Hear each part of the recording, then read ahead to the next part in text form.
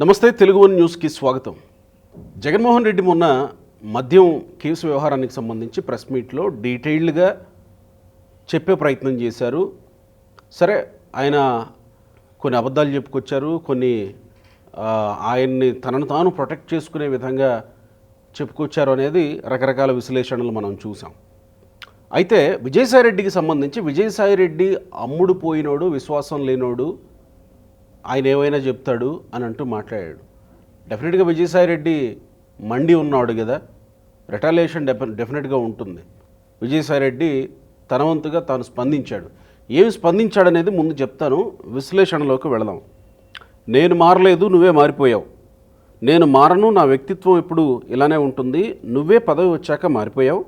3 దశాబ్దాలుగా రాజశేఖర రెడ్డి కుటుంబంతో అనుబంధం ఉంది. పెళ్లి చేసుకున్న వారే విడిపోతున్నారు. మాది రాజకీయ బంధం, ఇందులో ఆశ్చర్యమేముంది? ప్రలోభాలకు లొంగను, ఎవరికీ భయపడను, విశ్వసనీయత కోల్పోయే తత్వం కాదు. మద్యం కేసు సిట్ చూస్తుంది. కర్త కర్మ క్రియ అంతా కసిరెడ్డి రాజశేఖర్ రెడ్డే. భవిష్యత్తులో ఇంకా వివరాలు చెప్పాల్సి వస్తే చెబుతానేమో, అండర్లైన్ చేసుకుందాం. ఇక్కడ భక్తి ఇప్పుడు ఉంది, అప్పుడు ఉంది. కాకపోతే గతంలో మా నాయకుడి మీద ఉండేది, అంటే జగన్మోహన్ రెడ్డి మీద. ఇప్పుడు దేవుడి మీద ఉంది, జగన్మోహన్ రెడ్డి మీద లేదు. ఆయనకు ఇంకా నా గురించి ఏమీ తెలియదు. నేనెవ్వరి ప్రలోభాలకు లొంగే రకం కాదు. అంటే ఇన్నేళ్ల పాటు జర్నీ చేసినా కానీ విజయసాయిరెడ్డి గురించి జగన్మోహన్ రెడ్డికి తెలియదు అని అంటున్నాడు. ఎన్నో అవమానాలు ఎదుర్కొన్నాను, బాధలు పడ్డాను. అయినా అక్కడ ఉంటే నా బాధలు తగ్గవని అర్థమయ్యింది. అందులోంచి తప్పుకున్నాను, ప్రశాంతంగా హాయిగా ఉన్నాను అనేది విజయసాయిరెడ్డి స్పందన. ఇక్కడ కర్తకర్మ క్రియ అనేది మొదటి నుంచి విజయసాయిరెడ్డి చెప్తూనే వస్తున్నాడు, కసిరెడ్డి రాజశేఖర్ రెడ్డి అని. కానీ ఇంకా భవిష్యత్తులో వివరాలు చెప్పాల్సి వస్తే చెబుతానేమో అంటున్నాడు. మొన్న మధ్య మాట్లాడినప్పుడు ఒక ట్వీట్ చేశారు. ఇప్పుడు సగం బట్టలు మాత్రమే మీరు విప్పారు, ఇంకా పూర్తి బట్టలు విప్పడానికి నేను సహకరిస్తాను అని మాట్లాడారు. అప్పటికే కసిరెడ్డి రాజశేఖర రెడ్డికి సంబంధించి ఎంక్వైరీ జరుగుతుంది, వెతుకులాట ప్రారంభమైంది. అప్పుడు కసిరెడ్డి రాజశేఖర రెడ్డి ఇంకా దొరకలే. ఇప్పుడు కసిరెడ్డి రాజశేఖర రెడ్డి దొరికాడు, జైల్లో ఉన్నాడు. కర్తకర్మక్రియ ఆయనే అంటున్నాడు. అంటే కసిరెడ్డి రాజశేఖర రెడ్డి తోటి ఈ విషయాన్ని వదిలేయకండని విజయసాయిరెడ్డి చెప్తున్నాడా? ఇంకా చెప్పాల్సి వస్తే భవిష్యత్తులో చెబుతానేమో అని అంటున్నాడు. అంటే కసిరెడ్డి రాజశేఖర రెడ్డితో ఆగద్దు అని చెబుతున్నట్టు అనుకోవాలేమో కదా విజయసాయిరెడ్డి ఇక్కడ. అంటే ఇంకా ఏదో చెప్పాలనుకుంటున్నాడు. ఒక మాటలో చెప్పాలంటే, జగన్మోహన్ రెడ్డిని అరెస్టు చేసే వరకు విజయసాయిరెడ్డి నిద్రపోయేలా లేనట్టుగానే కనబడుతుంది. విజయసాయిరెడ్డి ఇప్పుడు స్పందించిన తీరులో విజయసాయిరెడ్డి అమ్ముడు పోయాడని జగన్మోహన్ రెడ్డి అంటే, విజయసాయిరెడ్డి స్పందించాడు. గతంలో అన్న మాటనే మళ్ళీ చెప్పుకుంటూ వచ్చాడు. మనతో అంకంరావు గారు, ప్రముఖ రాజకీయ సామాజిక విశ్లేషకులు ఉన్నారు. దీని మీద మాట్లాడదాం. నమస్కారం అంకంరావు గారు. ఎట్లా అనిపించింది విజయసాయిరెడ్డి స్పందన మీకు? చాలా ధైర్యంగా ఇక్కడ. ఎందుకంటే జగన్మోహన్ రెడ్డితోటి అన్ని రోజులు ప్రయాణం చేసి, అది రాజారెడ్డి కాలం నుంచి చూస్తూ రాజశేఖర రెడ్డితోటి ప్రయాణం చేసి, జగన్మోహన్ రెడ్డితో కూడా ప్రయాణం చేసిన వ్యక్తి, ఆ కుటుంబ నేపథ్యం తెలిసిన వ్యక్తి అయ్యుండి కూడా ఈరోజు ఇట్లా ఎదురుదిరిగి మాట్లాడుతున్నాడంటే చాలా తెగింపు. నేను చనిపోయినా పర్లేదు, నా వల్ల కొన్ని పొరపాట్లు జరిగినాయి కాబట్టి నేను సరిదిద్దుకోవాలనే భావనలో అన్నాడు కదా.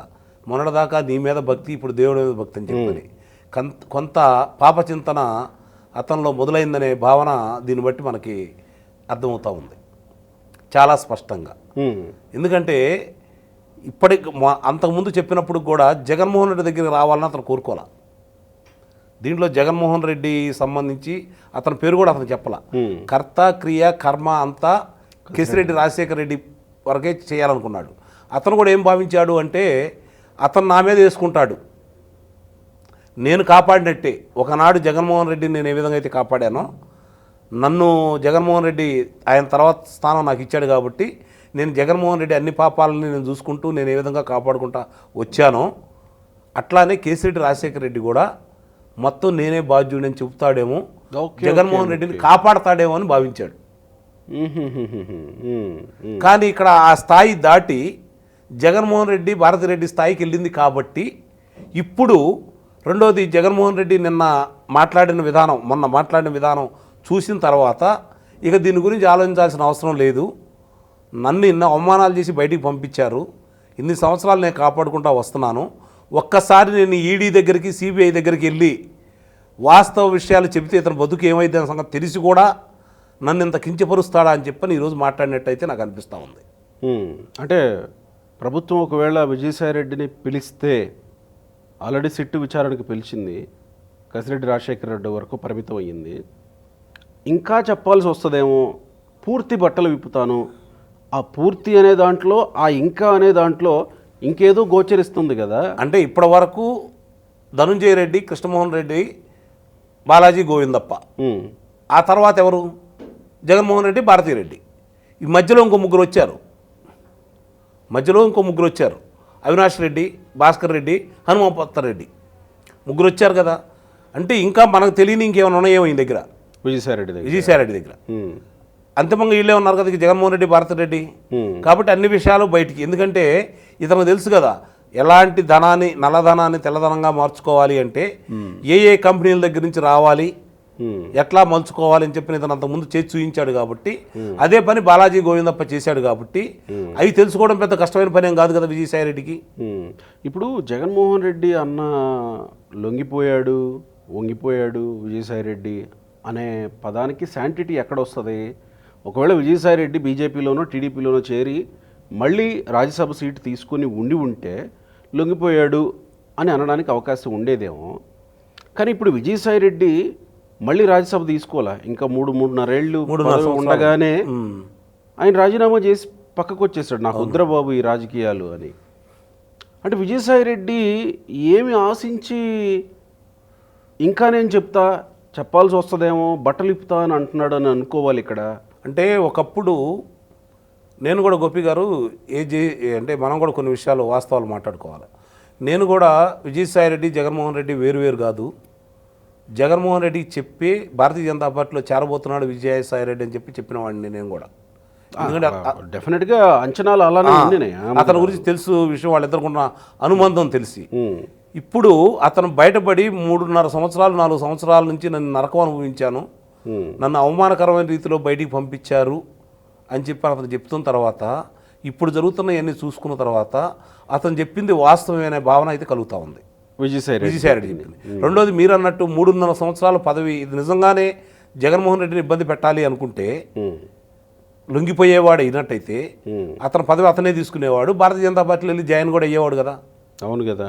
కాబట్టి జాయిన్ కాలేదు అంటే రోజుకి ఇతని మీద పొదునైన బాణాలు ఎక్కువ పెడుతున్నాడు అంటే ఉన్న విషయాలు నేను బయట పెడతాను, ఇంక ఇక్కడతో ఆగదు, ఇది మీరు సగం వరకే బట్టలు ఇప్పారు ఇంకా ఉండయి అని చెప్పి చెబుతున్నాడు అంటే ఈ కుంభకోణంలో చాలా మంది పాత్రలు ఉన్నాయని చెప్పి అతను చెబుతున్నాడు. రోజుకు కొత్త విషయం వస్తుంది ఇవన్నీ చెబుతున్నాడు అంటే ఇప్పటికి చెప్పుంటాడని అయితే నేను భావిస్తున్నా. కొన్ని విషయాలు కేసీఆర్ రాజశేఖర రెడ్డి గురించి వివరాలన్నీ చెప్పాడు. కేసీఆర్ రాజశేఖర రెడ్డిని పట్టుకున్న తర్వాత అతను అసలు నాకేంటి సంబంధం, పోస్ట్ మ్యాన్ నేను, వాళ్ళు చెప్తే ఇక్కడి నుంచి అక్కడ చేర్చమంటే చేర్చినాడిని, నన్ను మొదటి ముద్దాయిని పెడతారా, అసలు మొదటి ముద్దాయి అక్కడ కూర్చున్నాడు, నేనట్ట మొదటి ముద్దాయిని అవుతానని చెప్పి వీళ్ళందరి పేర్లు అతనే చెప్పుంటాడని అయితే నేను భావిస్తున్నా. ఇక్కడేమో విజయసాయిరెడ్డి చెప్తున్న దాన్ని బట్టి ఇంకా ఏదో మిగిలే ఉంది, ఇక్కడ మిగిలింది ఇదే, ఇంకా వేరేది ఏముంటుంది అదే అర్థమవుతుంది. కానీ నిన్న మనం పత్రికల్లో చూసినప్పుడు దాదాపు కొన్ని కోట్ల పేజీల డేటాని 3,76,00,000 డేటా ధ్వంసం చేసేసారు అనేది కదా మనం చూస్తున్నాం. నేను ఎక్కడ సంతకాలు పెట్టలేదు, నన్ను ఎట్లా అరెస్ట్ చేస్తారని కదా జగన్మోహన్ రెడ్డి అంటున్నారు. మరి విజయసాయిరెడ్డి ఏమో పదే ఇంకా ఉంది ఇంకా మిగిలే ఉంది అని అంటున్నారు. ఇక్కడేమో సాక్ష్యాలు లేవు. మరి జగన్మోహన్ రెడ్డిని అరెస్ట్ చేయడానికో లేదా జగన్మోహన్ రెడ్డి ఇక్కడ మిగిలి ఉంది, జగన్మోహన్ రెడ్డి కీలకమైనటువంటి వ్యక్తి అని అనడానికి ఆధారాలు ఎక్కడ? జగన్మోహన్ రెడ్డిని అరెస్ట్ చేయడానికి అవకాశం ఎక్కడ? ఇంకా ఇప్పుడు గోపి గారు మనకు తెలిసిన పరిధిలో మనకి కొంచెం మామూలు వాళ్ళకంటే కొంచెం ఎక్కువ తెలిసే మన భావన. అయ్యో అఫ్కోర్స్ చాలా మందికి తెలిసి ఉండొచ్చు, మనం ఎక్కువ శోధిస్తూ ఉంటాం కాబట్టి తెలుసని భావన. మామూలుగా ఒక పాలసీ తీసుకొచ్చారనుకోండి, దానికి సంబంధించినటువంటి ప్రభుత్వ ప్రధాన కార్యదర్శి, ఆ శాఖ కార్యదర్శి, ఆ శాఖ మంత్రి అంతవరకే కదా సంతకాలు పెట్టేది. ముఖ్యమంత్రి సంతకాలు పెట్టాడు కదా ఎక్కడ. ఎక్కడా పెట్టాడు కదా. ఉమ్. ముఖ్యమంత్రి సంతకాలు పెట్టేది ఏదన్నా విదేశీ కంపెనీలు వచ్చినప్పుడు, అప్పుడు కూడా నాకు తెలిసి ముఖ్యమంత్రి సంతకాలు పెడతాడనేది నేను భావించను. ఓకే. ఒప్పందాలు చేసుకుంటారు, దాన్ని శాఖాపరమైన వాళ్ళు చేసుకుంటారు. ముఖ్యమంత్రి సంతకాలు పెట్టాడు కదా. అక్కడే ఇతను ఎంత తెలివిగా మాట్లాడానని బొక్కలో పడ్డాడో మనకు అర్థమైపోతా ఉంది కదా జగన్మోహన్ రెడ్డి. ఇక్కడ విజయసాయిరెడ్డి చాలా స్పష్టంగా మీరు అన్నట్టు అసలు ఇంతమందిని పట్టుకొచ్చారు, అసలు వ్యక్తులు వీళ్ళు, నేను వచ్చి చెబుతాననే అతను భావన అయితే నాకు అనిపిస్తూ ఉంది. మామూలుగా ఏమనుకుంటారంటే ఒక అతను ఎవరినన్నా మరి ఆధారాలు ధ్వంసమయ్యాయి అనే వార్త చూస్తున్నాం కదా, మరి ఆధారాలు ఎట్లా తీసుకొస్తారు? అంటే సిట్ సేకరించే పనిలోనే ఉంది అనేది కూడా ఒక వార్త. కొన్ని సేకరించింది అనేది కూడా. ఇప్పుడు చిన్న ఉదాహరణ చెప్తానండి. మామూలుగా మద్యం తయారు చేయాలంటే అంటే ముడి సరుకు కావాలి కదా, కంపల్సరీ. ముడి సరుకు ఎక్కడి నుంచి ఎక్కడ తీసుకొచ్చారనేది ఒక లెక్క అయితే ఉంటుంది కదా. ఎంత క్వాంటిటీ వీళ్ళు ఇక్కడ ధ్వంసం చేసిన ఆ ముడి సరుకు తయారు చేసేది భారతదేశ వ్యాప్తంగా కొన్ని సాట్లైనా కదా ఉండేది. అక్కడి నుంచి లెక్కలైతే వాళ్ళు ప్రతి సంవత్సరం జిఎస్టీ కట్టాలి కదా, పంపించాలి కదా వాళ్ళు జిఎస్టీకి. మరి ఆ లెక్కలు తీస్తే ఇక్కడికి వచ్చినవి ఉంటాయి కదా, బాటిలింగ్ ఉంటుంది కదా, ఎన్ని బాటిల్స్ ఇక్కడ తీసుకొచ్చారు, ఎంత మేర లెక్క రావాలి కదా. రేపు పొద్దున వాళ్ళు చెప్పకపోతే వాళ్ళు ఇరుక్కుంటారు కదా. ఇవన్నీ సిట్టాళ్ళు సేకరించారు కదా. ఓకే. ఈ ఆడికి వెళ్తాయి. నువ్వు మిగిలిన నేను మన దాంట్లోనే ఒకసారి చెప్పాను, మీరు గుర్తు చేసుకోండి. మిథున్ రెడ్డి 3 నెలల నుంచి ఇదే పని మీద ఉన్నాడని చెప్పాను నేను. వీళ్ళు అధికారంలోకి వచ్చిన తర్వాత ఏ పని మీద? ధ్వంసం చేసే కార్యక్రమంలో ఈ మద్యాన్ని ఆలస్యం చేస్తున్నారు వీళ్ళు, దానికి సంబంధించిన ఆధారాలన్నీ ధ్వంసం చేస్తున్నాడని చెప్పని మిథున్ రెడ్డి గురించి చెప్పాను నేను. ఈరోజు అదే వార్త మళ్ళీ. అదే ఈరోజు జరిగిందా లేదా? కర్త కర్మ క్రియ నిస్సందేహంగా. ఎందుకంటే మొత్తం అతనికి అనుసరణలోనే జరిగింది కదా. అక్కడి నుంచి ఆ డబ్బులు ఇలా ముగ్గురికి, ముఖ్యంగా గోవిందప్ప దగ్గరికి చేరదీస్తే, కృష్ణమోహన్ రెడ్డికి అలాగే ధనుంజయ రెడ్డి దగ్గరికి వస్తే వాళ్ళు ఎలా ఎక్కడ పంపించాలని చెప్పని గోవిందప్ప అన్నీ చూసుకునేవాడు. ఇప్పుడు ఏమనిపిస్తుందంటే చాలామంది నాకు కొంతమంది ఫోన్ చేసి కావచ్చు, వాళ్ళ నాయకులు కల్పించినప్పుడు కావచ్చు, విజయసాయిరెడ్డిని నమ్ముకున్నప్పుడు జగన్మోహన్ రెడ్డికి ఏ ఇబ్బంది రాలేదు, ఈ గోవిందప్పని నమ్ముకోంగంలోనే మరి కొట్టారో తిట్టారో మొత్తం కక్కేస్తున్నాయా, మా గోవిందప్ప మా కొంప ముంచాడు అని చెప్పని వైసీపీ వాళ్ళు.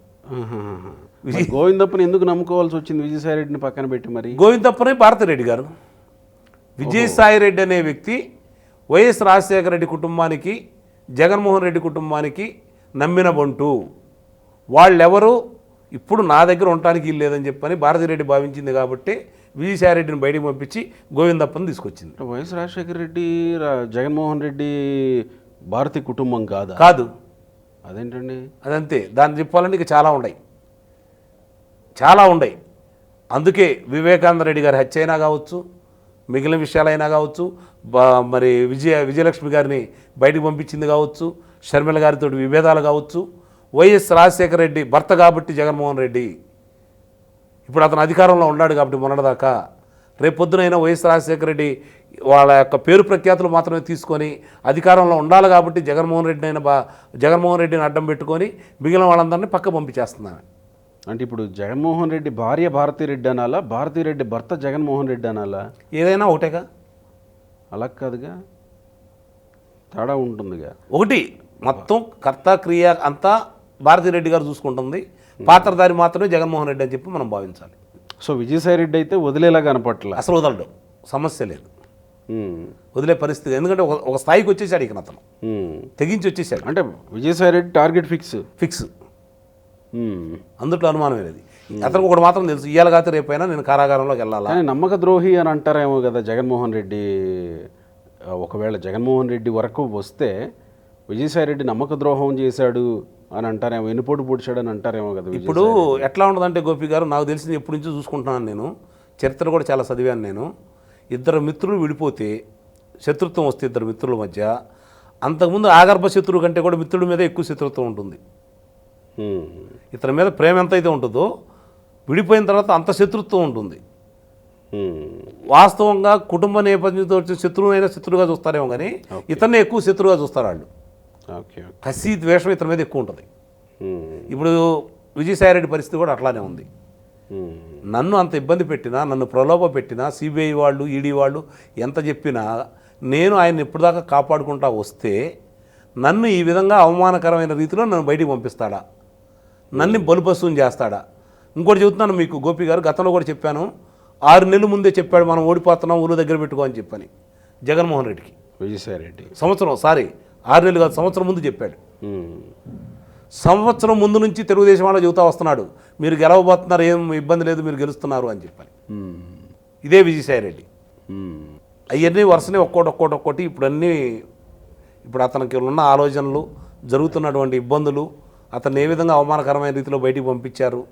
ఇంకోటి, ఇప్పుడు నిజంగానే అతనికి కొంత నా వల్లే ఇదంతా జరిగింది కదా, ఉమ్. నేనే ఇతను తీసుకొచ్చాను, ఇట్లా చేస్తాడని నేను ఊహించలేదు, రియలైజ్ అయ్యాడా? రిలైజ్ అయ్యాడని చెప్పి నేను భావిస్తున్నాను. చూద్దాం మరి ఏం జరుగుతుందో. Thank you sir.